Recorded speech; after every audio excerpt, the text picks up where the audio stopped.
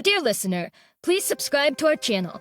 Expect tuyals. Enjoy watching how good it is to find oneself in a cozy wooden house with a roaring fireplace during the freezing winter. When the room is plunged into darkness, the fire, impatiently leaping among the birch logs, seems like the beacon's flame guiding ships through stormy seas. As you add a few fresh logs, the stove starts to hum contentedly, and through the closed door of the firebox, you can hear the crackling of burning wood. I glanced at the thermometer hanging across from the wooden planks. The temperature was steadily rising. The red column had already reached 15, and it showed no signs of stopping. This was despite the fact that it was minus 34 degrees outside. I built this little cabin 5 years ago. I deliberately chose the most remote corner of the forest, worked all summer alone, and finally constructed what I had dreamt of for a long time. Some women, including my wife, just can't understand why I'd venture so deep into the wilderness and spend time here in solitude. But that's precisely the appeal, and to be alone and far away from people. Initially, I suggested to LA to visit my forest retreat, but she adamantly refused. Mosquitoes cold, solitude, even with me. She preferred glamorous social gatherings, chatty friends, and the brightly lit nightlife of the city filled with advertisements. I didn't try to change that, and philosophically accepted it as a given. The solitary life in nature wasn't for my wife. And that's that. The cabin stood on the banks of a small river with the charming name Gaiwa. It was a peculiar peninsula, surrounded by dark waters on 3 sides. Despite the biting cold, the river had not completely frozen, and even now, in the midst of winter, I could hear the cheerful gurgling of water over the stones. I adjusted the wick of the kerosene lamp, and the room brightened. I relaxed, absorbing the warmth spreading through the room, leaning against the wall where the moose hide hung. I try as I might, I couldn't completely seal the gaps between the logs with moss. The cabin still had drafts. So I had to hang a rug on the wall, or in my case, a hide. Right in the center of this improvised rug, carefully screwed in to avoid damaging the fur, hung an old but functional single-barrel shotgun of 16 gauge. Honestly, I'm not a hunter.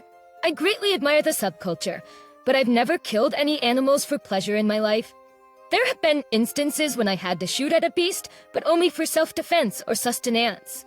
All the hides, antlers, and even the wolf skull that adorn the walls of the cabin were purchased from hunters for decoration. I'm not a diehard pacifist, and if necessary, I can shoot at a person. But satisfying my ego by killing animals is not my thing. As an antique dealer, many interesting items pass through my hands.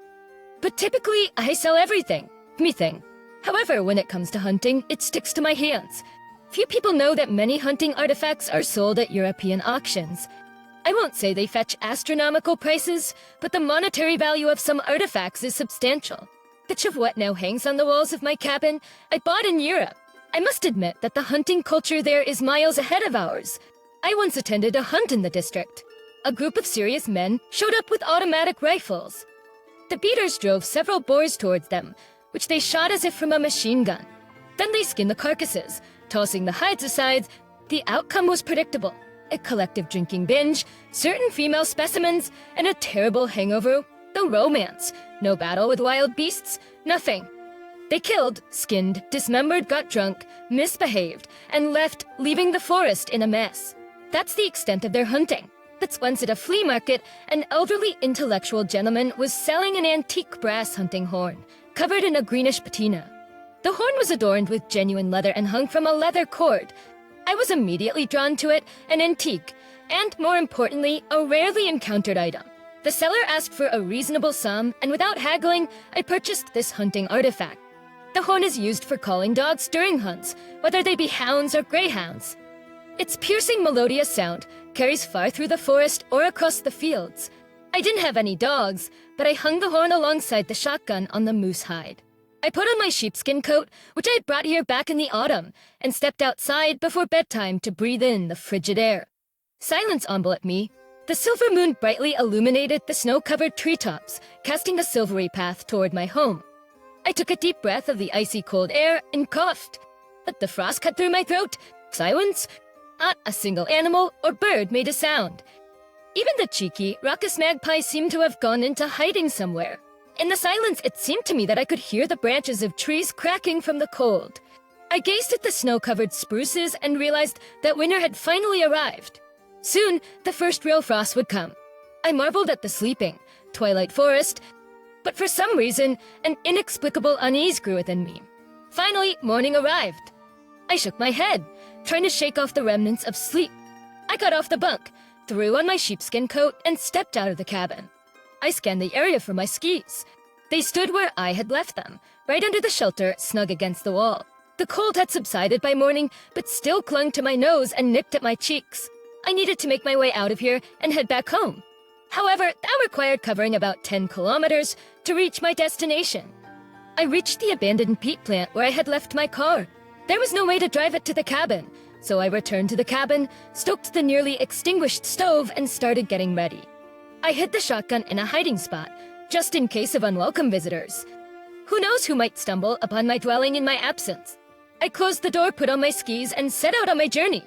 Then, according to my calculations, I should reach the peat plant in about 2 hours. I arrived in town at night, shaking with excitement the whole way. And only when the lights of the suburbs flashed by did I relax a little. When I pulled into the driveway, I didn't drive the car to the front door, but left it not far from the gate. I had a large plot of land, so there was plenty of room. I picked up my bag and walked to the front door. I opened the door with my key and entered the hall, greeted by total silence. I turned on the light and realized there was no one on the first floor. Strange, what was I supposed to see? It was almost 2 o'clock in the morning, and my wife had been asleep for a long time. For a while I stood and admired how the light played on the various blades hanging on the walls, real oriental carpets and edged weapons that I had brought back from my business trips. The ancient steel seemed to lurk in the long pile of the carpets, hiding its deadly power for the time being. I set to my bag and went into the kitchen, pouring myself a whiskey and drinking it almost in one gulp. Suddenly, I heard a noise. It sounded like someone shrieking. Anxiety instantly entered my brain, and I listened more closely. The extraneous sounds were coming from the second floor. I took the broad-bladed sword off the wall and, trying not to knock my boots on the steps, started to climb up to the top. There was the bedroom. I carefully pulled the door open and saw 2 naked bodies intertwined in ecstasy on our marital bed. My wife, Allo, was with an unfamiliar, curly-haired man and threw her head back, her voice hoarse with passion as she shouted deeper, deeper, more. Oh God, how good! I could clearly hear her lover's voice, rhythmically swatting her. For you now, Bertine's a whore? That's your whore? Am I better than your loser? The man continued to question. Yes, you're the best. I love you, my wife responded with a loud groan. I realized it was time to intervene, so I coughed and the 2 on the bed finally saw me. The lover, uncovered, climbed out from under my wife and stared at me absent-mindedly. Who is it? He turned to Ally. There was disappointment in his voice. Disappointment mixed with curiosity in his question. It's my husband. The wife squeaked and pulled the sheet up to her chin. Ah, the husband. Almost cheerfully said the male. Go take a walk. We're not done yet. He scratched his hairy chest and went at me, clearly intending to throw me out of the room. His insolence made my eyes darken. But I quickly pulled myself together. A thought flashed through my mind. Is he immortal? For some reason, it made me laugh. I threw forward my sword arm. The blade whistled through the air. A bloody streak appeared on the male's face. No. I struck flat. I'm not a killer. The hairy lover roared and lunged at me. I saw it coming and ducked from his straight punch aimed at my face. I struck him in the jaw with my sword hand. The male clenched his teeth and fell to the floor. You killed him? Allah shouted frantically. It's Tomas. His guys will bury you. I said nothing, dialing the police number on my cell phone. Hello, what's your emergency? I got an answer almost instantly. A stranger broke into my house. Help, he's probably trying to kill me. I yelled into the phone, imitating hysteria. Then I took off the stand a weighty steel poker for the fireplace and carefully put it into the hand of the hairy guest lying knocked out. Olo looked at me in silence. The hysteria seemed to be over. When the naked lover was loaded into the car, the familiar captain took me aside. Keep this in mind. This is Thomas. He runs the market. A lawyer is coming tomorrow and he'll probably be released. He's a vindictive bastard. They're in trouble. Thank you, Sir Gravik. I understand everything. Forewarned is forearmed. I shook the captain's hand. When I returned to the bedroom, I lay motionless, covered up to her neck with a sheet. I remained silent. There were no more feelings left, only an unbearable pain burning in my chest. Eventually, my wife began to sob, curling up into a ball and trembling all over. Jale, I uttered her once-beloved name with disgust. Vertipo, I'm leaving now. I'll sleep downstairs. Make sure that when I wake up in the morning, you're not here. She started to say something through her tears, but I didn't listen and quickly left the bedroom. When I woke up, Ale was still at home. She tried to explain something to me, begged for forgiveness. She sang an old woman's song about a lack of attention, about how I had stopped seeing a woman in her. She even went as far as to claim she had cheated out of great love for me. And according to her words, she would now be faithful and devoted to me. She would remain faithful to me for the rest of her life, until the grave. She mentioned being forced, but she only loved me.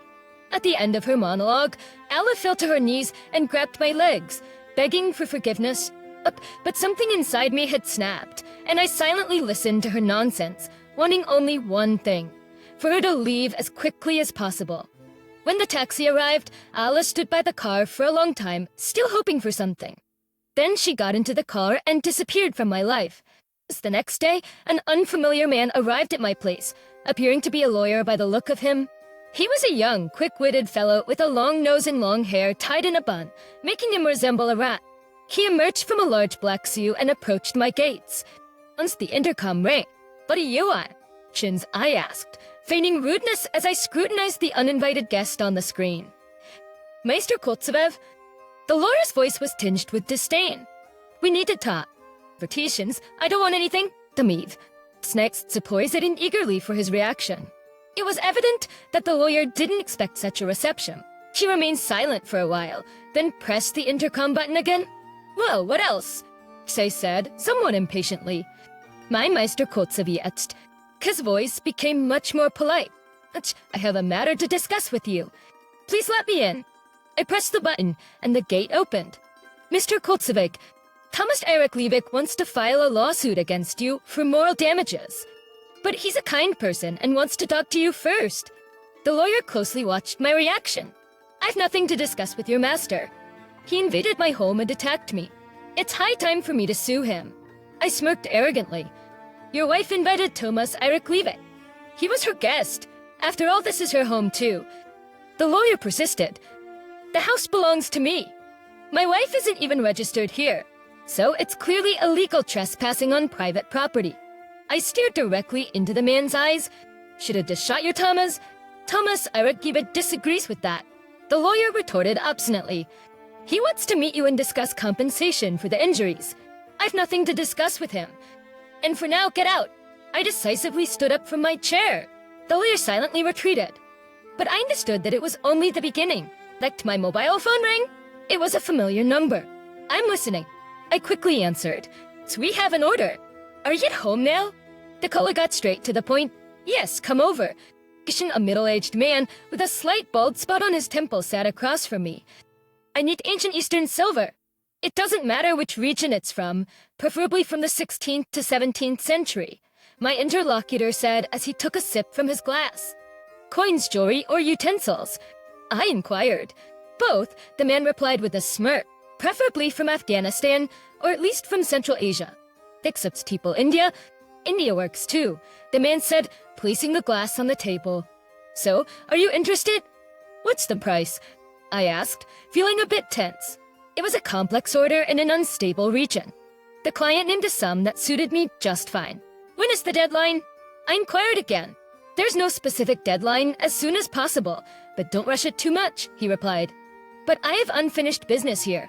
I poured myself and my guest some more whiskey. "Do you need help?" My guest crossed his legs. "It seems like I do," I replied. I took a sip of whiskey and began to explain my problem. "Please, damn it. You barely have time to recover from one blow, and then you get hit again. It's like walking through a dense forest, blindfolded at night. It's scary to open your eyes. Suddenly, you might bump into a branch and lose an eye. So all hope is in your hands. You cover your face with one hand and reach out with the other, so you don't run into a tree trunk with your forehead or nose. Have you seen a children's carousel? Everything goes in circles. Horses, reindeer, goats. They all return to the beginning. And then they start all over again, endlessly. Maybe carousel animals think they're moving forward, but in reality, they're running in a closed loop. That's life. All events in it repeat with enviable consistency. Someone once said that life is a spiral. Everything in it develops progressively. Unfortunately, that's not the case, at least not for me. Several years ago, I fell in love with a girl who happened to cross my path by chance. Her name was Natasha. Just naming her made a sweet yearning spread throughout my body. It's been so many years, but I can't forget it all. I thought she felt something for me too. But maybe that was just wishful thinking on my part. I had to leave urgently back then. There was a matter I couldn't postpone. I left her the keys and asked her to wait for me. She promised to wait as long as it took. As it took, she spoke beautiful words about love and faithfulness. But when I returned, she was gone. In the mailbox, there were only the house keys and nothing else. No response, no greetings. She didn't even leave a note. I searched for her for almost a year, but eventually gave up my job, rallied all my friends, and used all my connections. But Natasha had vanished without a trace. I combed through all the morgues and hospitals, psychiatric wards, and prisons, but it was in vain. There were no clues. Gitchness at a drunken delirium, I even convinced myself that she came from outer space. There was simply no other explanation. For another year, I struggled to get back on my feet. I never thought you could love a woman so much, especially one who is nothing out of the ordinary. She didn't possess model looks or outstanding charisma, just an ordinary girl, of which there are many. But somehow without her, life felt empty. Time went on, and gradually, her image started to blur. Life, in any case, dictates its own rules. I slowly began to return to a normal state. Orders started coming in again, and where there's money, sooner or later, women get involved. That's how Ala came onto my horizon, a young, beautiful party-goer. She clung to me like a vice. We met at some party dedicated to I can't remember what. I wasn't particularly chasing after women. I poured my own drinks and gradually got drunk. The day before, I'd returned from another business trip, and I had money. And drunk, I was searching for a reason to leave as quickly as possible. Being among the office drones and shallow girls with fake breasts and only one brain cell was unbearable. But at some point, a young woman of the opposite sex landed next to me. Without getting into unnecessary arguments, she skillfully poured wine into my glass without forgetting herself. "Why are you so sad?" she asked after we had a drink. But I shrugged my shoulders. I didn't really feel like talking. "Such a handsome guy, and all alone," the girl persisted. "I'm away, by the way." "And you." That's when I knew it was going to be tough. That's the first thing that crossed my mind. I absolutely had no desire to let loose and start a mating dance. But the girl didn't give up easily. Seeing that her efforts to charm me weren't very effective, she shifted to a different strategy. What a silly party. She began from afar, pouring me more wine. It feels strange to be lonely in a crowd. "Why did you just leave then?" I lethargically muttered. "Pull a taxi and go." "My phone's dead." Ala looked at me hopefully. "Sure, if you want, I can help you," I said. Those were fateful words. I only realized that much later. Just another glass of wine, and there I was sitting in a taxi next to Ale. Oh, she wasn't clinging to me. She didn't get overly intimate. She sat gracefully next to me, just like a caring friend. Then it turned out she had forgotten her money. I paid the driver and went up to her so she could repay me. It all seemed scripted, as if the debt couldn't wait, be paid later, or even forgiven. I was already quite drunk and having a hard time perceiving reality. In the morning, I woke up in bed with Allah. I felt no revulsion. Well, if it happened, let it be. No Allah, but some other girlfriend. It made absolutely no difference. 2 months later, he got married. The wedding wasn't very big, but elegant, with important guests and a small family. We started living in my house. All the property was mine, the store and the antique business as well. We didn't sign a prenuptial agreement, but in case of anything, it was impossible for her to claim anything. Except for the car I had given her, but that was just a drop in the bucket. Though we didn't have any children. Oh, it didn't rush, and I didn't insist, as I had a feeling about something. But my wife fully immersed herself in high society life. Friends, parties, gatherings. But no signs of infidelity. She was always home on time. Her phone was always on. For our time together, no one ever raised any doubts about Ali's behavior in public without me. And then here it comes. It's an affair with the market director, Thomas. Honestly, I didn't understand why. I was younger than her lover, and I didn't deny her anything. Sex almost every day. What was she missing? I didn't delve into the moral and psychological aspects of married life. As women, you can never understand them. They say they sometimes don't understand themselves. But the fact of infidelity was as clear as day. Of course I was upset, but not like after Natasha's disappearance. There was hurt mixed with bewilderment, that slight pain in the heart and soul, and it was like finding out that you had lived with an empty person for several years, pouring the warmth of your soul into them. They say there's a very thin line between love and hate. Maybe that's true. I was more than surprised when I realized that the love I still had for Ale was just a flickering flame that quickly extinguished in the following days. Well, in the end, the bachelor life suited me better. I filed for divorce and started preparing for a trip down south. But it wasn't that simple. Ola had decided to claim half of my business and the house. It's long been known that lawyers can do anything, but for a hefty fee. My ex-wife didn't have that kind of money, so her lover got involved. It's hard to say what motivated them, but it certainly wasn't great love. It was more likely a desire for revenge against me for humiliation and a bruised face. 2 days later, an attorney representing Ala contacted me and informed me that they were filing a lawsuit for property division. I understood that legally, they didn't stand a chance, so they would use other methods of persuasion, and I seemed to know what those methods were. A week later, Ala's cunning lair arranged a meeting to discuss, as he put it, the disputed matters. As I expected, my own lawyer was a witness, not so much to help me, but to be a witness. It seemed like the meeting was planned to intimidate me and force me to share my property and money with the poor abandoned woman. I decided to play the fool to better understand their cunning plans. Ala outdid herself. She wore all black, looked mournful, and put on a veil. She acted as if she were grieving the destroyed family. All my fault. Her lawyer did most of the talking. He went on and on about Ale's unfortunate fate, how she had stumbled, and about forgiveness. Finally, he got to the point and sweetly proposed to divide my business and other assets as compensation for the best years of my wife's life spent with me. He made a face that left no doubt in my mind about what would happen to me if I refused. I sat there in silence, occasionally blinking my eyes, pretending to be a complete idiot. Even my lawyer shook his head doubtfully and tried to argue with the lawyer. But the lawyer immediately silenced him and looked expectantly at me. I stood up, shook off my full persona, and said just one word. Now, as I walked out of the meeting room, I saw, out of the corner of my eye, the lawyer dialing someone's number on his iPhone.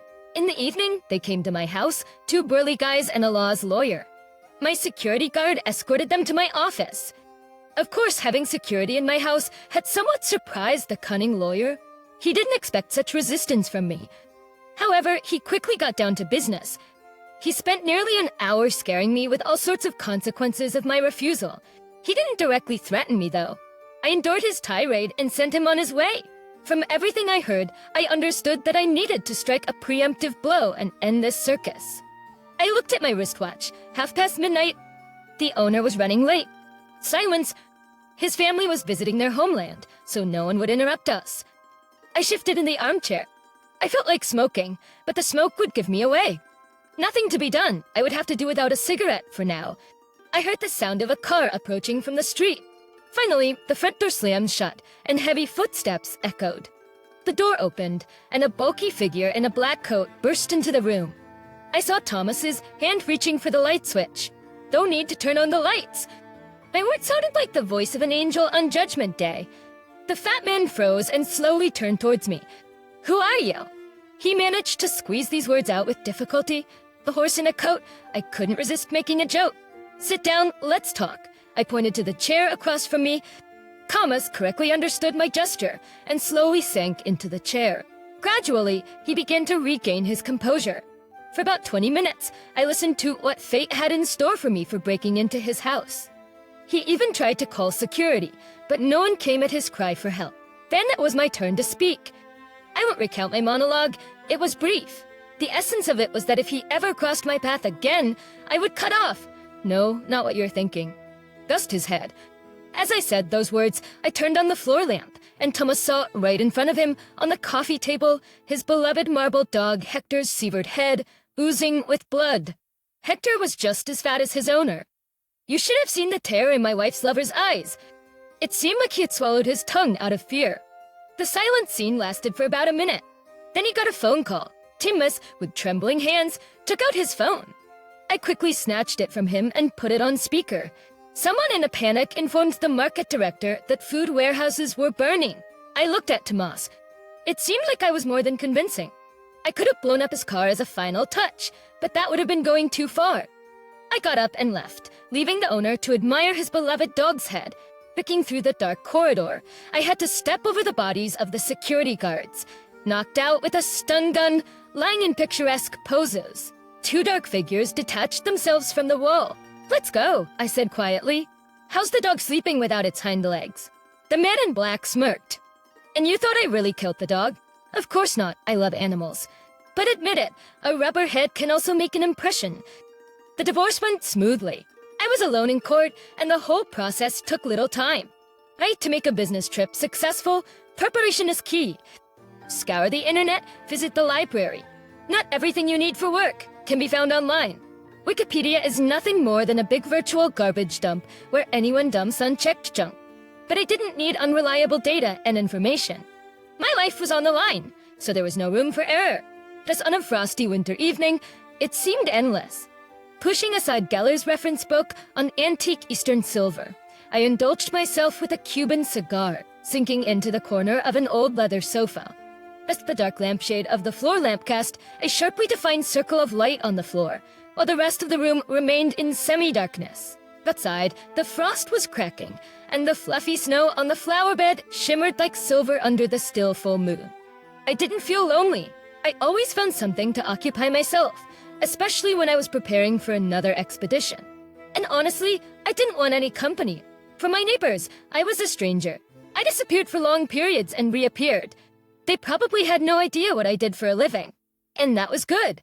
The less they knew, the better they slept. I exhaled a puff of smoke, put the unfinished cigar in an antique brass ashtray, got up, and went to the kitchen. I poured a glass of whiskey, 3 fingers high, dropped in a few ice cubes, and took a big sip. And at that moment, the intercom rang. The old ship's clock showed it was already 11:30 in the evening. I wondered who could be coming at this late hour. Reluctantly, I approached the intercom. Face on the screen, dimly lit by a street lamp. I saw a woman standing near my gate. She was dressed in a dark coat and had a scarf wrapped around her head, covering her up to her eyes. She didn't resemble anyone I knew. I wondered who she could be. "To whom are you looking for?" I asked into the intercom microphone, taking a sip of whiskey. "I need the owner." The woman replied clearly, leaning her ungloved hand on the brick fence. I had more questions, but suddenly I felt sorry for keeping a stranger out in the cold, so I opened the gate. "Ansi, come in." Hook on the security camera, I watched as the woman, swaying slightly, made her way to the front porch. "Is she drunk?" was my first thought. It's the woman, with some effort, climbed the steps and stood in front of the front door. "Hello. May I come in?" The unexpected guest said quietly.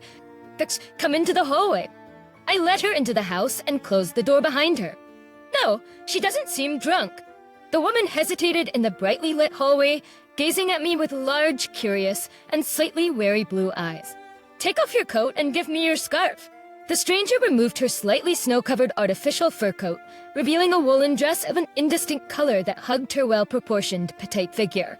She unwrapped the worn-down scarf and was looking around for a coat hanger. I finally regained my composure and politely took her clothing, carefully placing it on hangers. She then took off her boots and looked at me questioningly. For a moment, I lost my ability to speak. Before me stood a charming young woman. Who was she? Where did she come from? Why was she here? These questions swirled in my mind, but I couldn't find any answers. I had few female acquaintances in this city, especially one so enchanting. It stood silently for a while, trying not to look her in the eyes. That's the pause seemed to stretch on. "Please sit down," I finally said. "Wistachin, I'll make you some hot tea." The young woman continued into the hall, looking around with curiosity. She stopped by the rug with the weapons, silently examining the deadly steel concealed in the pile for a moment. Then she glanced at me, smiled, and eventually took a seat on the couch after straightening her dress. Leaving my guest in the hall, I went to the kitchen, heated the kettle, poured boiling water into the teapot, found a few biscuits, and neatly arranged everything on the coffee table. The woman carefully picked up a cup, took a polite sip, and then looked at me. "So how can I assist you?" He asked politely. "Are you Yuri Koltsov?" The stranger asked, placing her cup of hot tea on the saucer. "That's absolutely correct." "How may I help you?" Words, I responded in a refined tone, even feeling like I was extending my tail in front of the stranger. My name's Galina Verasova, she said, raising her blue eyes to meet mine. Do you remember Natasha? Person or experience, I choked on my surprise. Nersha, my heart betrayed me and began to race. Love might change a person, but it never dies. It can lie dormant, waiting for the right moment to make your heart beat faster. But I had indeed changed. New thoughts, views, passions, sorrows, and joys. Sometimes I missed my old self, but it was impossible to turn back the clock, and there was no point in doing so. Staycation, I lit a cigarette and opened a small window. Outside, the freezing winter night was bathed in moonlight, and the snow glistened like silver. Inside, the hallway was warm. The fire crackled in the corner, occasionally sending sparks dancing into the air. However, an inexplicable chill ran down my spine. Forgive me, but how old are you? I asked the guest somewhat tactlessly. Does not matter. Galina shrugged, her gaze unwavering. You still haven't answered my question. She looked at me attentively. Yes, I remember Natasha. She lived here for a while, and then disappeared, leaving no note. I said, leaning back in my chair. Memories of Natasha brought pain. I searched for her, but in vain. That's all then. I added, I wasn't planning to bare my soul to a stranger. Even though she hesitated for a moment, as if deciding whether to continue, the girl finally spoke. She struggled to find the right words and said, you couldn't have found her. Before she met you, Natasha was dating a guy named Arthur. They were about to get married, and even had rings. But then she met you, and Natasha lost her head. She fell in love with you. When you left, she patiently waited. However, her aunt, who's also your housekeeper, came and kicked Natasha out. She had no choice but to return home. Arthur found out she had returned, tracked her down, and severely beat her. Her family at home also mistreated her, calling her a city whore. One day, Arthur came to their house and proposed to marry her again. Natasha had no way out, so she agreed. When she found out she was pregnant, she thought it was Arthur's child. For nearly a year and a half, they lived somewhat tolerably together. Then Arthur started scrutinizing the baby, trying to find any resemblance to himself. Doubt crept into his mind, and he became convinced the child wasn't his. He had a DNA test done, and the truth was revealed. That night, he beat Natasha again, calling her all sorts of names like monster whore and tramp. He took all her valuables, including her engagement ring. He continued to abuse her almost every day. She couldn't take it anymore. One day, when Arthur was at work, Natasha took the child and came to live with me, her cousin. I was renting a room in a communal apartment. Arthur didn't make any effort to find her. A month later, he filed for divorce, and Natasha didn't object. The three of us lived together for almost 2 months. Natasha didn't work, and we all lived on my salary, but there was a catastrophic shortage of money. Then Natasha decided to go to the capital to earn money. She left the child with me and left. She couldn't take her daughter with her because she had nowhere to go. Before she left, she told me about you and that the child was yours. I had a little money, so I bought her a ticket to Kiev. Later, Natasha wrote that she had found a job as a waitress in a cafe. There, she met Valdis. He was studying in Kiev and taking his final exams this year. Valdis started courting her. They knew how to sweep naive girls off their feet. He promised to marry her and suggested going to Latvia to visit his parents. After that, there were no more letters from Natasha. I don't know where she is now or what happened to her. But I couldn't help but wonder why she didn't try to find me, especially if the child was mine. She knew I had returned. When she ran away from Arthur, she came to see you. However, she was met by a young woman who introduced herself as your wife. She chased Natasha away and threatened to involve the police if she ever tried to contact you again. Police, if she ever showed up again, Galia took a sip from her cup. When Natasha got married, she changed her last name. That's why you couldn't find her. I was in a daze for a while. Where's the child now? I asked, regaining my composure. She's with me. I left her with an acquaintance to avoid dragging her out in the cold. Galia sighed heavily. I wouldn't have done it, but I was laid off a month ago due to downsizing. There's nothing for us to live on with Vera. She covered her face with her hands and began to cry. Honestly, I was in shock. I had no reason to disbelieve the guest. Everything she told me made sense. What do you want from me? I asked Galia. I want to ask you for some money. Just a little to get us through the initial period. We'll go back home and won't bother you anymore. Galia spoke quickly, as if afraid I would kick her out. I was promised a job. She didn't finish her sentence. I understood. There was no job in sight. Do you want something to eat? I unexpectedly asked. What? I said, "Do you want something to eat?" She looked at me in surprise. "Let's go to the kitchen, have a snack, and then we'll go get Vera." I called a taxi, and we drove to the outskirts of the city. Galia's friend rented a room in an old house, buried under a pile of junk, poorly heated. There, we found a little girl. She clung to Galia, hugging her around the neck with her tiny hands. "I want to eat," the child whimpered softly. Galia affectionately stroked the child's head. I tried to pick up Vera, but she screamed in fear and clung even tighter to Galia. When we returned home, I prepared dinner with Galia's help, as I had no idea what a small child could eat. Then, I showed them to the bedroom and put them to bed. I woke up early the next morning. I made coffee, poured myself a large cup, and sat down in the kitchen. Overnight, I had made a decision, and now I was waiting for Galia to wake up. Did I believe her? Yes and no. At least I had decided to do a DNA test. We would see where that led. I didn't call my mother. She already had her hands full with Kataya, my niece, and I didn't want to worry her. Galia walked into the kitchen. I poured her coffee and pushed a plate of toast on her. "As soon as Vera wakes up, we'll leave." She adjusted her dress.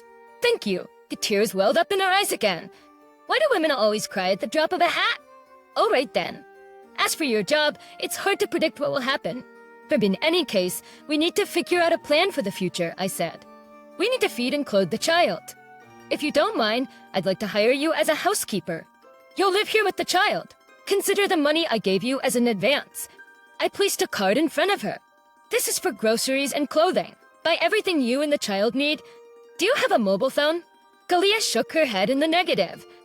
I pushed a box with a new iPhone towards her. Will you manage on your own? He asked. She nodded quickly. My phone and the driver's phone are already programmed in there. If you need to go anywhere, just call and they'll pick you up. As soon as Vera wakes up and has breakfast, we'll go to the laboratory and submit the DNA test material. I'll be leaving soon, and I want to know the results before I go. I said all of this in one breath. So any objections? Galia shook her head in the negative. 6 days later, the DNA test results were ready. I wasn't the girl's father. Galia read the test results and looked up at me. Oh my god, what do we do now? She said helplessly. Don't think we're leaving right away. I'm sorry, I never thought this could happen. I was sure that Vera was your daughter. She placed the card on the table and went upstairs to get Vera. Wait, I slapped my hand on the table. What has actually changed? I still need a housekeeper. Moreover, I may be leaving for a while. By the way, Elizabeth Pavlovna is coming today. She will stay with you while I'm away. Galia, you and the child will be fine. The girl looked at me in astonishment. So can I stay? She stammered. Of course you work for me. Everything remains the same. I chuckled. Yes, history repeats itself. Several years ago, I bid farewell to my beloved and asked her to wait for me. The circle has closed. I was about to get into a taxi when Galia asked to go with me to the airport. I didn't object. As I went through the flight check-in and headed towards passport control, Galia unexpectedly kissed me on the cheek and whispered, "Come back soon." After passing through immigration, I turned around. Two girls, one big and one small, were waving at me. I could see tears in Galia's eyes. After a 6-hour flight, the plane safely landed at the airport of one of the Central Asian republics. As soon as I completed all the post-flight formalities and entered the arrival hall, my gaze caught a familiar face in the dense crowd. Hudelbeck, I had no doubt that he would be the one to greet me. I raised my hand to signal that I spotted him. I spotted my old friend, Assalamu alaikum. Brother Ulekbek, dressed in a long camel wool robe and a tuba taika, embraced me. Long time no see. Hello, Ulekbek. I genuinely rejoiced at the reunion.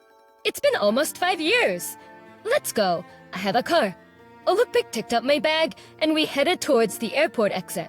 After winding through the narrow streets of the ancient southern city, our car finally entered through narrow gates and stopped in the shade of a keener tree.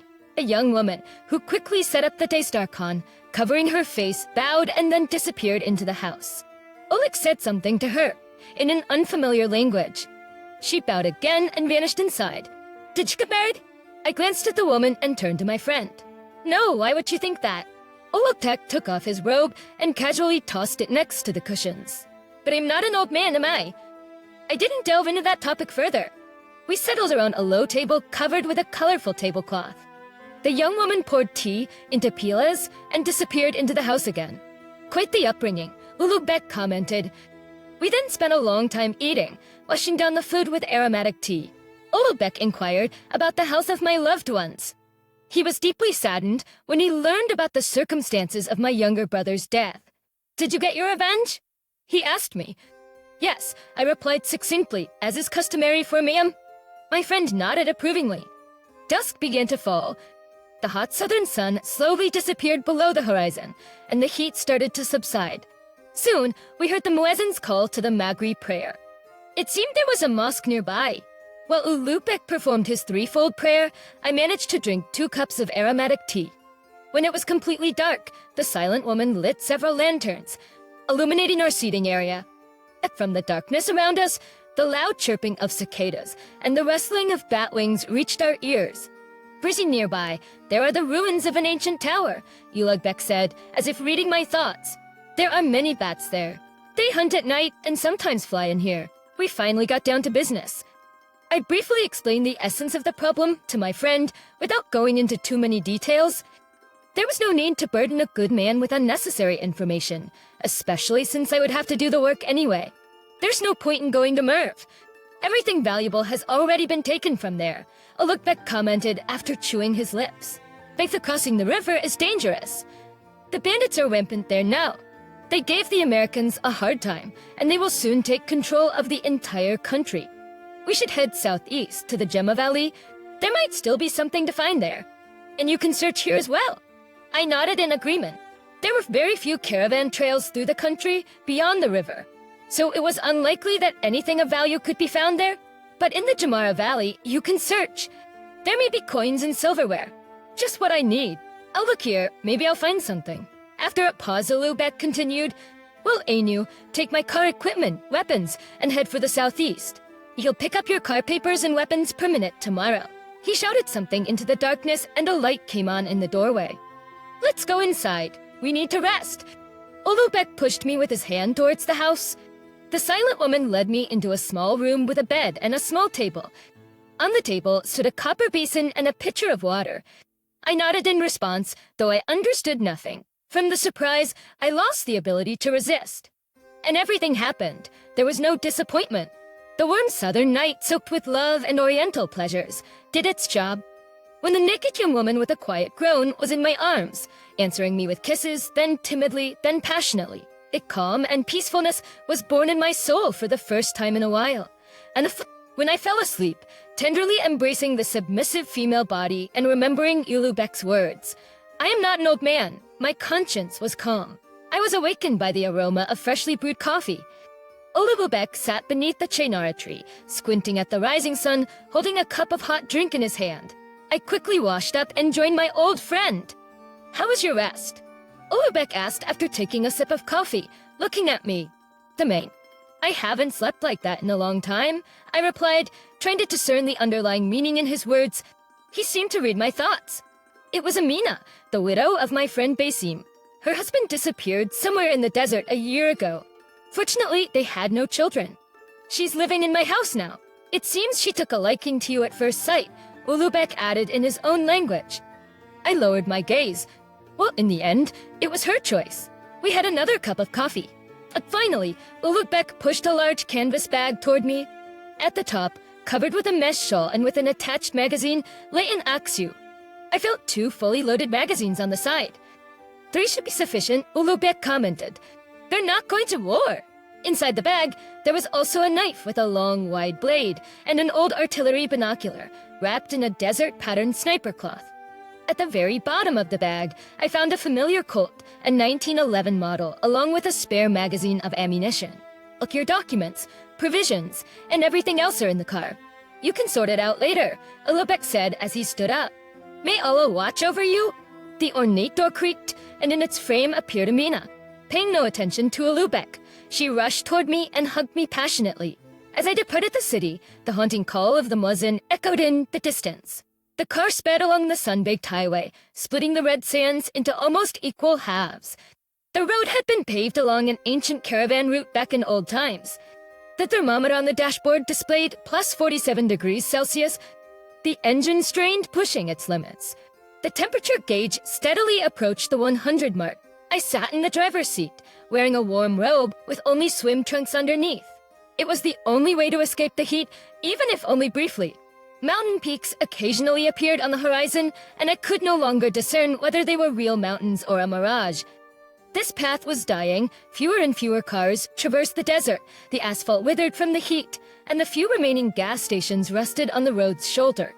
All due to the heat, which consumed everything living, making the vast desert even larger. Its sand stretched all the way to the Aerial Sea. I remembered how Uluk had once told me that in his childhood, gardens flourished in these parts and rivers flowed abundantly. Now all of that was in the past, and the only source of moisture was the seasonal, short-lived rains, which had long been losing their unequal battle with the scorching heat. The sun relentlessly descended toward the horizon, still mercilessly scorching the dry air. The desert wind swept the tops of sand dunes, tossing hot sand onto the road. The day was drawing to a close, and I realized I would have to spend the night in the car. The only comforting thought was that with the sunset, the heat would abate, allowing me to breathe more freely. The crimson sun was almost touching the horizon when I veered off the highway onto a relatively flat patch of ground. I turned off the exhausted engine and began unpacking my belongings. I unfolded the seats and laid out my sleeping bag. I retrieved a gas stove and a canister, as I had no appetite but was tormented by thirst. I quickly lit the stove and placed a brass kettle on it, filling it with tea leaves. In such heat, the locals preferred strong green tea called Coke chai. While the brew was simmering, I retrieved the rifle from my bag, loaded a round into the chamber, engaged the safety, and placed it on the seat beside me. For many kilometers in every direction, there was no sign of habitation. I felt as though I was in outer space, but one had to be prepared for any unexpected encounters. Soon, I was sitting on the hood, covered with a camel hair blanket, sipping hot tea to quench my thirst. Suddenly, a gust of wind blew, clouds began to obscure the sky. A neon flash of lightning illuminated the horizon, and a moment later, thunder roared directly overhead. I watched as raindrops streaked across the sky. I even prepared to take cover in the cabin. However, the downpour did not reach the parched earth. It evaporated in the air. Only a few warm drops managed to reach the ground and landed on my face. In mockery, the wind flung a handful of sand in my face. The clouds slowly receded to the north, and one by one, stars began to twinkle in the sky, forming meaningless constellations. I had trouble falling asleep. Various thoughts invaded my mind, but gradually fatigue took over and I slipped into slumber. I was awakened by a noise, and the car rocked several times. I abruptly opened my eyes and looked out the window. There was an impenetrable darkness outside. What could it have been?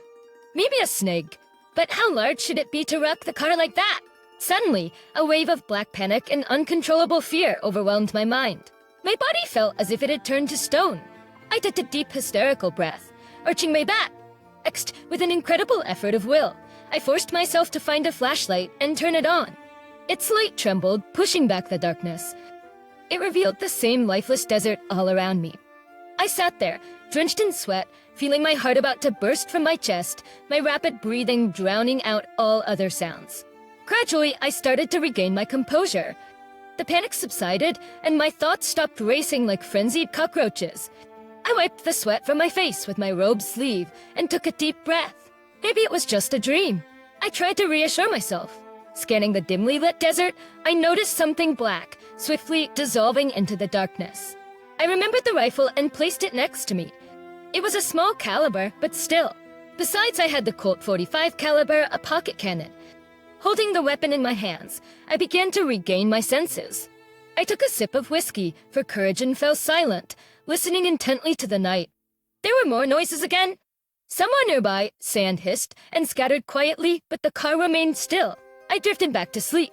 They say that in the most desolate sandy regions of Central Asia, the Algoi Kurkoi dwells. It is a 1-meter-long earthworm, dark red in color. It only surfaces during the hottest months.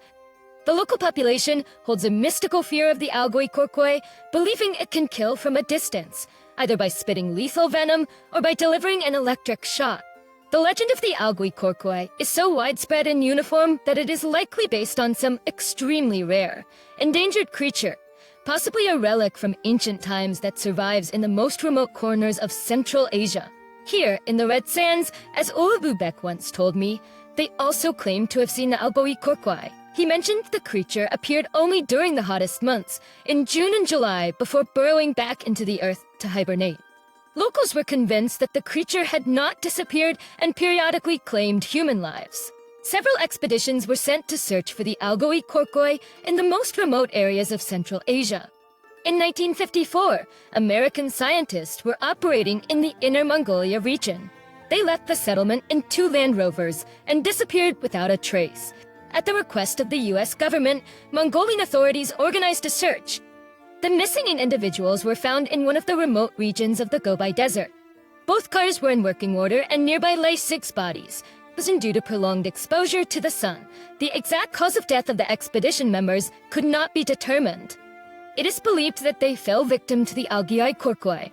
In the 1970s, 2 Soviet expeditions ventured to Red Sands to attempt to capture the elusive creature. However, they were unable to capture it. Nevertheless, they gathered numerous pieces of evidence supporting its existence. The results of these expeditions were never published and were soon forgotten, except by the local residents.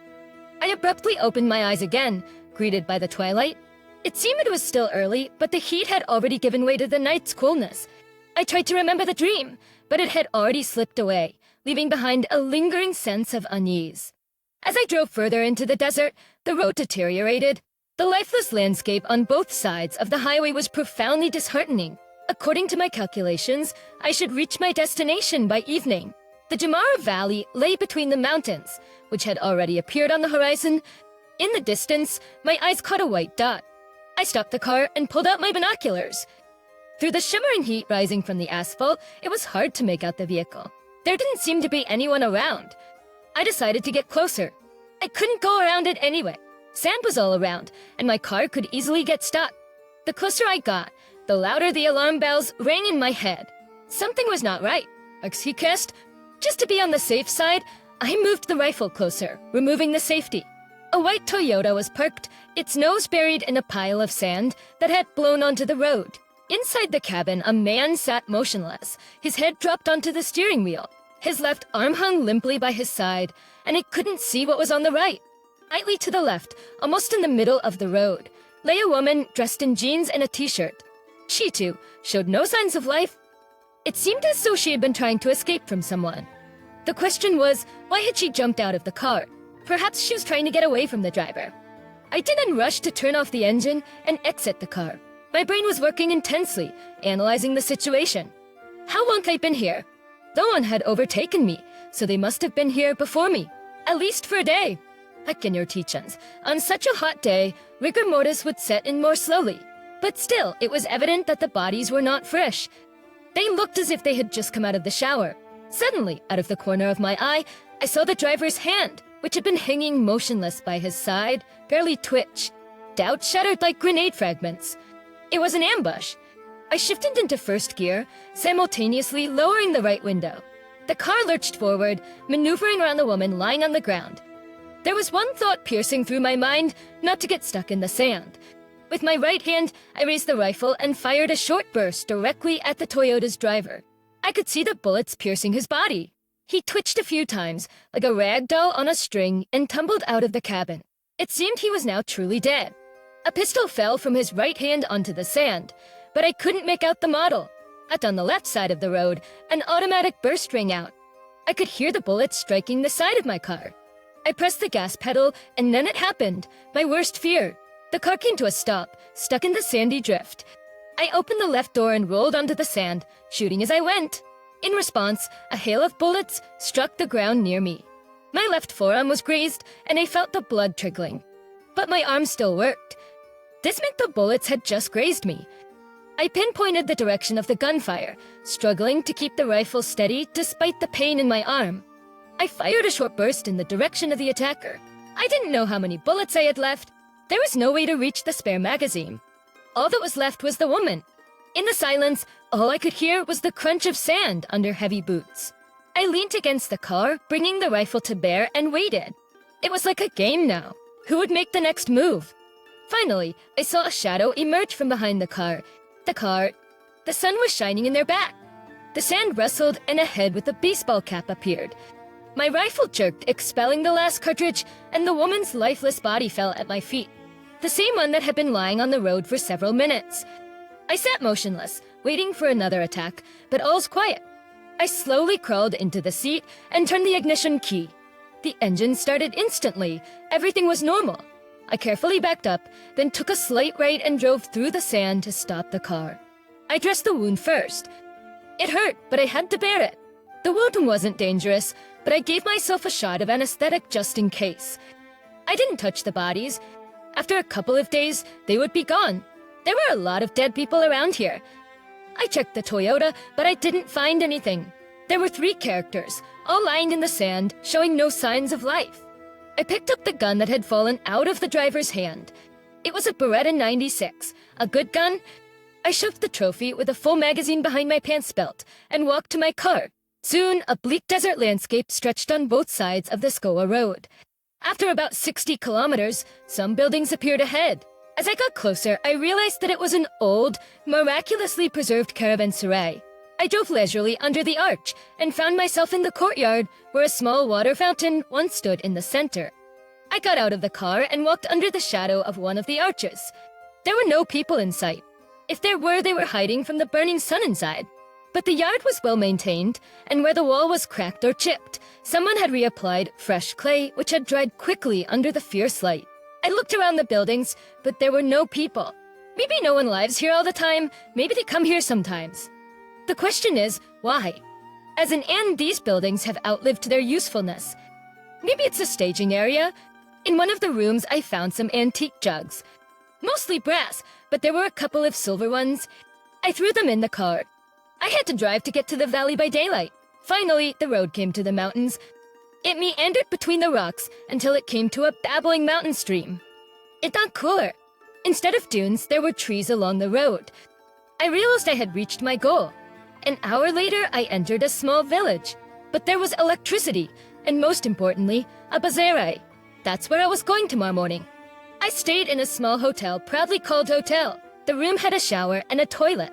What more could a traveler want? I ate some dry rations and went to bed. I was exhausted. I bought something for myself. The day after the trip turned out to be more than successful. I had to fill up the car and 2 more cans of gasoline before setting off on the return trip. I spent the night on the way again, but it was peaceful. By the end of the second day, I was already entering Ludbeck's yard. He did not meet me empty-handed either. I gave him everything I had brought. The delivery of the cargo did not concern me, as specially trained people were in charge of it. When I told Lubeck about my adventures, he clucked his tongue for a long time, expressing either approval or condemnation of my frivolity. Then we drank church and I went to bed. After spending the night in Amina's arms, I went to the airport in the morning, accompanied by a friend. I did not say goodbye to Amina. As they say, long farewells bring tears. I had a few coins and a couple of funny souvenirs I found in an abandoned caravanserai with me. We hugged in silence. I saw a mute question in Lubeck's eyes and I knew what it was. I like her very much, but I am a vagabond, a wanderer by life. So it's better not to have a family yet. I shook the hand extended to me. I thought for a moment and then took off my talisman from my neck, given to me by my grandfather, and gave it to a Lubeck. Give it to Amina as a memento, I said. My hometown greeted me with cold wind and nasty spring rain, a stark contrast to the places I had flown from. No one greeted me because I hadn't told anyone I was coming. I picked up my car in the underground parking lot and took a leisurely drive home. In the 2 weeks I had been gone, the snow had almost melted, leaving piles of black mud along the sides of the highway. It had frozen overnight, and now the car was almost sliding on the ice, churning up water. The wipers rhythmically swept the raindrops off the windshield. I lit a cigarette, blowing the blue smoke through the half-open window. I felt dreary. Too many women had been around me lately, but for some reason, the memories of the last one splashed in my soul. Brisamina.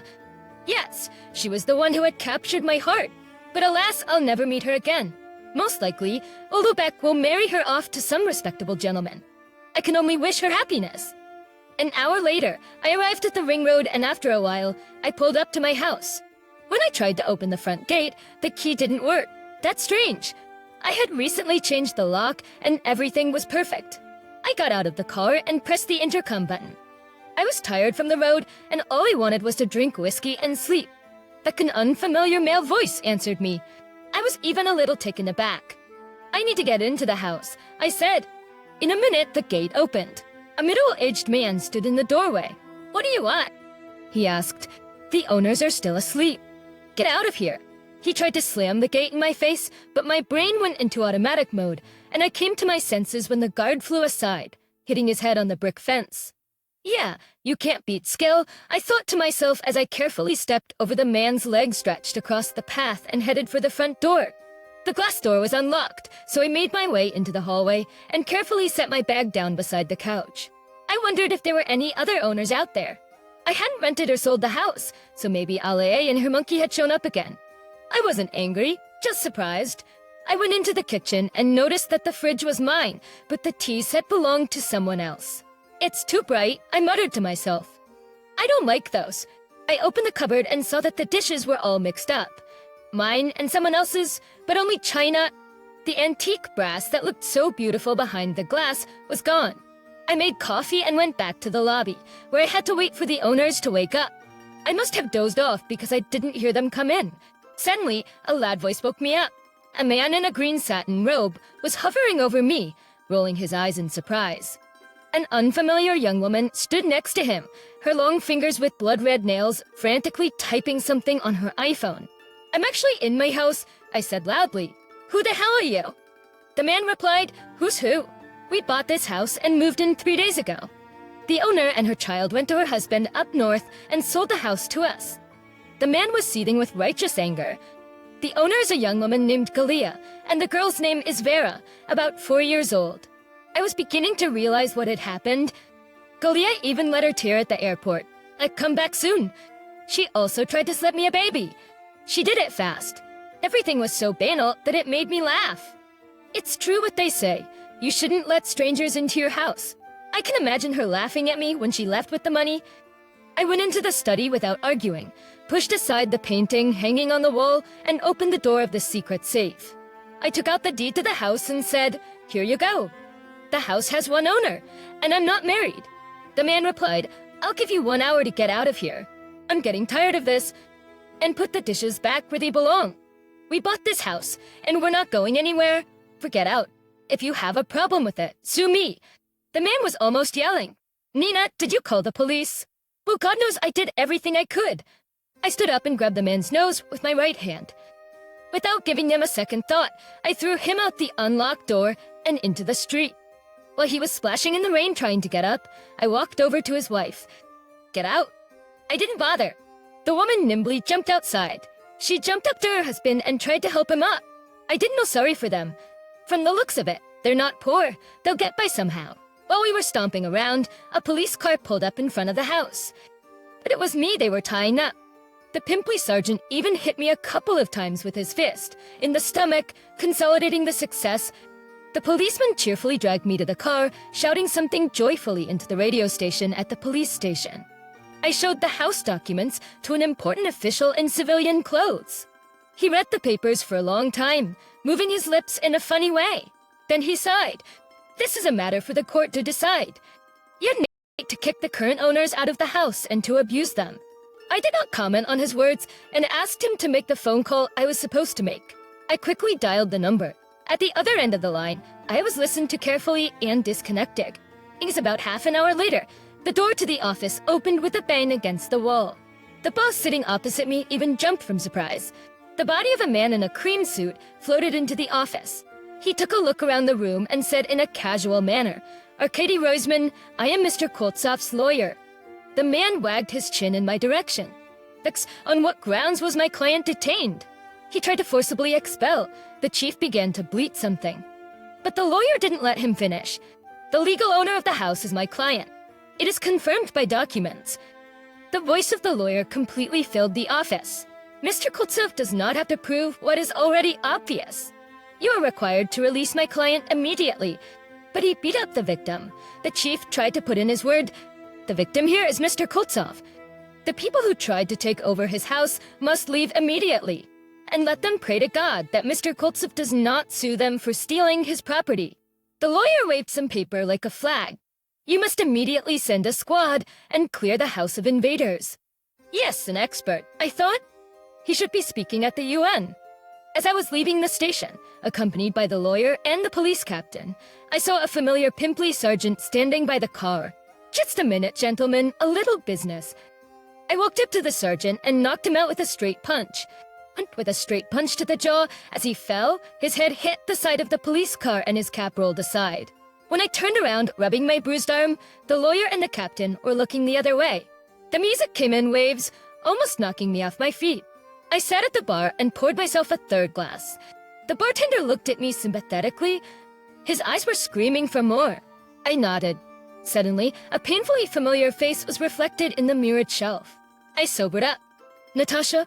I quickly turned around. Next to her, hugging her by the waist, stood a lanky foreign man. To be honest, I was a little confused. Natasha didn't see me, and I decided not to rush to her with a shout. "Hello, my love." Something told me that I should wait. I turned to the bartender. He nodded understandingly. He seemed to have seen through my ruse. I sipped my whiskey slowly, trying to keep an eye on the couple's movements. Natasha was dressed in an expensive outfit. She was wearing an expensive gold necklace with brilliant stones around her neck. As an antique dealer, I know what to look for. From the looks of things, my ex-lover is in the clear. Then why is her daughter, Vera, not with her, but with a con artist named Galea? It's strange. If everything is fine, why doesn't Natasha take her daughter? Or maybe it's not her baby. Did the girl need a con artist to divorce me and gain pity? It's crazy. All these thoughts, swirling in my alcohol-soaked head, made it difficult for me to decide whether to approach Natasha or not. What if she's with Galea? The music suddenly stopped, leaving my ears ringing. I looked at the glass display case with the bottles. Natasha wasn't reflected in it, so they were seated at a table. Schleimers and abdulations, I cautiously turned around. Right, they were in the alcove. A waitress stood at the table where Natasha and her boyfriend were sitting. Rich teachers, the young woman leaned over and said something to her beau. He got up and walked towards the restrooms. Stuck to the Crescens, people for Sempiariact, I realized it was now or never. "Hello, my love." I spoke softly, but Natasha heard me perfectly well. "Recitone?" Natasha stared at me for a while, then nodded nervously and looked around, searching for her companion with her eyes. "What's up? How are you?" they asked without raising my voice. How are you?" She obviously didn't know what to talk to me about. "How is your daughter? Have you already taken her away from her friend?" Breeding to the Prussians, I asked sweetly, "What daughter?" "I don't have any children." "Go away, my husband will be back." Natasha looked around, confused again. "Who is Vera?" I started to boil. "Who's Vera? Get me alone." Natasha blushed. "My beloved met me unkindly. And this is the woman I've been dreaming about all these years." On the other hand, I must have invented the fairy tale of unearthly love. Natasha doesn't owe me anything. Suddenly, I was disgusted. I was about to get up when someone grabbed me from behind by the collar. I could see Natasha's pupils dilating with fear. "Don't tell this," she shrieked. As Rhea Peachins, I was thrown from my chair and fell, hitting my head on the floor. While I was trying to figure out what was going on, I got a solid kick in the right side of my leg. Assassins, I was drunk, but my reflexes worked, and I managed to regroup. A serious man at Natasha's, but jealous and bad. The jealous man wanted to kick me again, but I managed to grab him by the bony stag and yank him toward me. The man collapsed to the floor, at the same time pulling down the tablecloth and dishes. Now there are two of us on the floor. Not so lonely anymore, but it was time to do the honors. I got up as quickly as I could and staggered toward the exit, passing the bar. And in the glass window, I saw a jealous woodpecker rushing after me. Frankly, I was getting pretty tired of fighting with him. I let him get close, then took a step to the right and punched him in the eye. The jealous man collapsed on his back, obediently counting with his head the steps of the small staircase leading to the locker room. At that moment, the music blared and his pitiful squeak was drowned out by the crazy decibels. Why'd I have to get beaten up all the time? I felt so sorry for myself that I even brushed a tear off my cheek. I stood in the bathroom and looked at myself sympathetically in the mirror. There wasn't even anyone to feel sorry for me. On the cab ride home, I sobered up a bit, and that's not good. I went to the kitchen, took a bottle out of the cabinet, and fell down on my favorite couch with relief. Suddenly, I realized I wasn't alone in the house. Raising my head, I saw in the summer darkness of the hall, calmly sitting in an armchair, an old man with graying temples. How did he get in here? That's the first thing that came to my mind. This place is a back alley. It's not good to drink alone. Suddenly, the unexpected guest spoke. He took a telescopic plastic cup out of his coat pocket and with a sharp movement of his hand brought it into action. "I can bring a glass one," I muttered uncertainly. "No need," the man grinned. "This one is better." I poured the whiskey and we drank. Silence? That's good about it. The guest frowned. Just worse than our moonshine. We were silent for a while until the man got down to business. "You had a very productive trip to Central Asia." The client was very pleased. He lit a thin cigarette without asking permission. "But you will have to go back to those places again." I looked at the guest questioningly. "There's a little business. A very well-paid one." The man let out a thin stream of smoke from his mouth. "Silver again?" I asked, slowly coming to my senses. "No, not silver. I know of your adventures in Red Sands." The guest looked for an ashtray. "The one where you encountered the elusive worm. Your story impressed a very wealthy man to the point where he wanted the trophy." I almost choked, but I haven't seen it. That's just a guess. I was surprised beyond belief. "So figure out what it was. Mysticism or reality?" The guest stood up. "The fee will be." He said such a sum that my eyes went black. "When do I have to go?" The lust for profit threw away all doubts. Spent for that kind of money, I was ready to walk to Central Asia. A man you know well will contact you. He will give you the necessary instructions, help you with equipment, and provide necessary outfit. When will he contact me? Take your time, all in good time. The guest began to button his coat. "Just a moment, I have a favor to ask of you." I got up too. "Yes." The guest looked at me curiously. I told him about the recent events in my house and my assumptions about the people involved. The man listened to me and asked, "And what do you want? To take money from the crooks?" "No, it's not my money. You can keep it as a fee." I looked the guest straight in the eye. "I'm interested in the child. Who's he and where is he now? It's not God's way to give a girl hope and then return her to..." "All right, I hear you." The guest didn't let me finish. "To what to do with the crooks?" "At your discretion," I said. The man turned and disappeared behind the front door. "Recently, I have a vintage radio in my office. Back in the 1950s of the last century. I took the receiver from my mother when she persistently complained about the abundance of old junk. It's a beautiful tube radio in working order. It had been bought by my grandfather, so it had been passed down to me as a sort of inheritance. It now stood on a vintage cabinet to the left of the table and delighted the eye with its perfect shapes. Yes, people knew how to make good things. It's good things in their time. Time flies fast. Herein, radio receivers from the 1960s are becoming antiques. Yes, what are their receivers? Physical equipment from the 1970s and 1980s, i.e., now in the antique trend. I'm often contacted by fans of tape recorders from the late 1980s of the last century. They also ask about video equipment from the early 1990s, VCRs, analog camcorders, and tape recorders.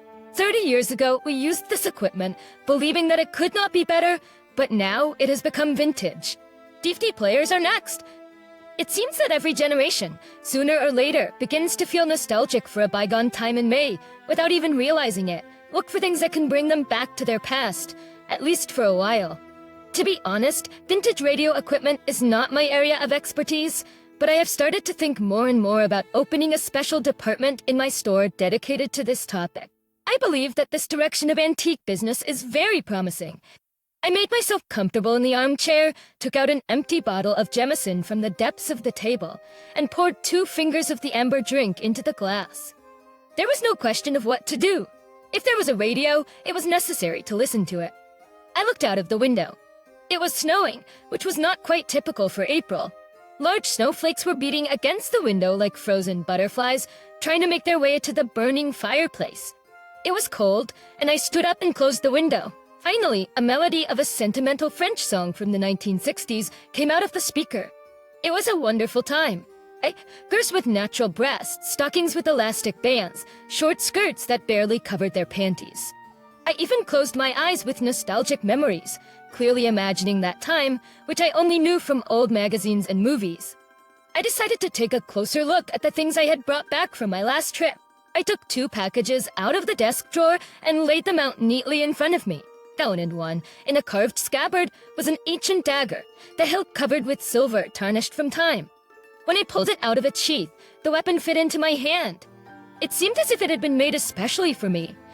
In another bundle was a small figure of a cat-like animal made of some unknown material. It was probably carved from stone and covered with bronze paint. Its muzzle, with its mouth open, looked very spectacular. The eyes of the predator were skillfully embedded with black amethysts, a very rare variety of this semi-precious stone.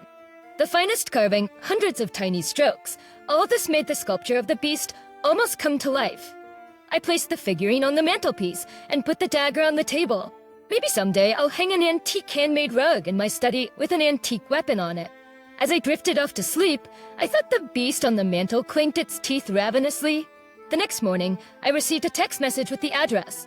I rewrote it in my notebook, knowing that the message would disappear in a minute. I smoked for a long time, staring at the wall. But life teaches me nothing.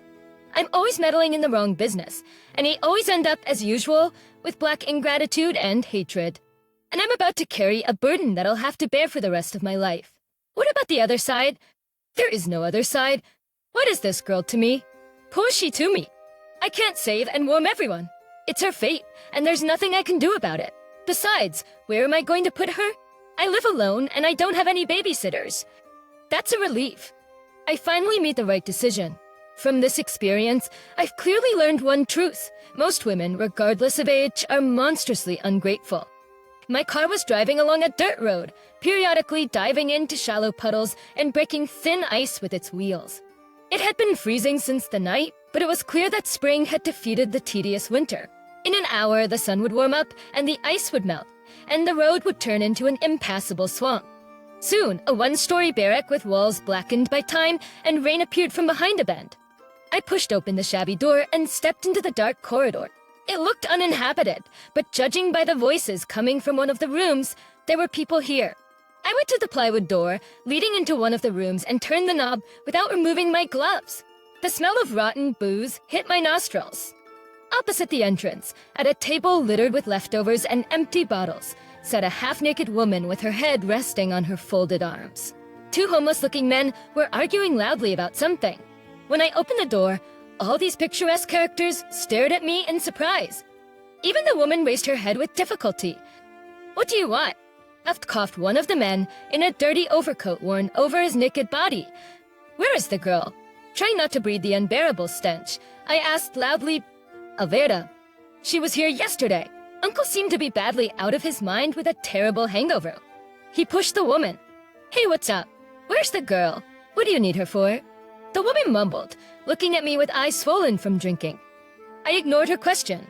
Someone stirred on the iron bed against the opposite wall. One of the men nodded at a pile of dirty rags. "Here she is." Fear crawled out from under the rags. She didn't even have the strength to cry. Those bastards must not have fed her lately. I gently lifted the girl up, and she trustingly nuzzled her nose into my coat like a kitten. "Leave her alone." The woman tried to get up, but her legs wouldn't hold her, and she fell back on the stool. "I'm taking the girl." I honestly didn't care who Vera was. "What do you mean, I'm taking her?" The first man reacted.